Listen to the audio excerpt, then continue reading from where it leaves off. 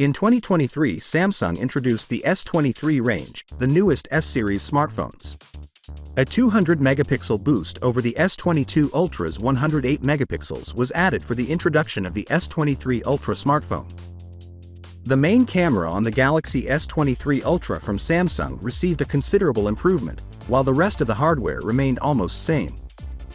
With a greater resolution, it also enhanced the selfie camera, but don't anticipate the firm to make any significant camera improvements with the Galaxy S24 Ultra, its next-generation flagship model. The 200-megapixel ISO-cell HP2 camera sensor will be used for the main camera on the Galaxy S24 Ultra, according to a report from trustworthy site Digital Universe. The telephoto camera on the next phone will supposedly have a 3x optical zoom, while the ultra-wide camera will reportedly have a 12-megapixel Sony IMX564 sensor. The 10x optical zoom telephoto camera is the only sensor that is being upgraded. In order to achieve its greatest optical zoom range, the business reportedly uses a slightly enhanced 12-megapixel Sony IMX754 Plus sensor.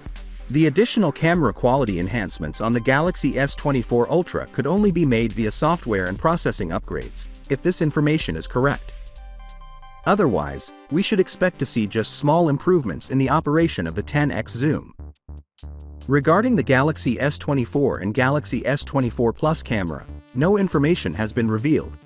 But if the Galaxy S24 Ultra doesn't make any notable camera improvements, the same may be said for the other two phones in the series.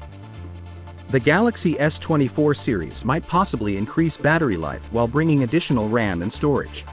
In Asia and North America, Samsung is anticipated to equip the Galaxy S24 series with the Snapdragon 8 Gen 3 processor. In Europe, the business may provide Exynos 2400 variations of the phones. Both of these processors are anticipated to feature the most recent CPU cores from ARM. More details about the Exynos 2400 are anticipated to be revealed before the end of this year, and it is anticipated to provide 4x the GPU performance of the Exynos 2200. Finally, what are your thoughts about it? So with that being said, let me know your thought in the comment below, and if you are new here, please subscribe. Peace out.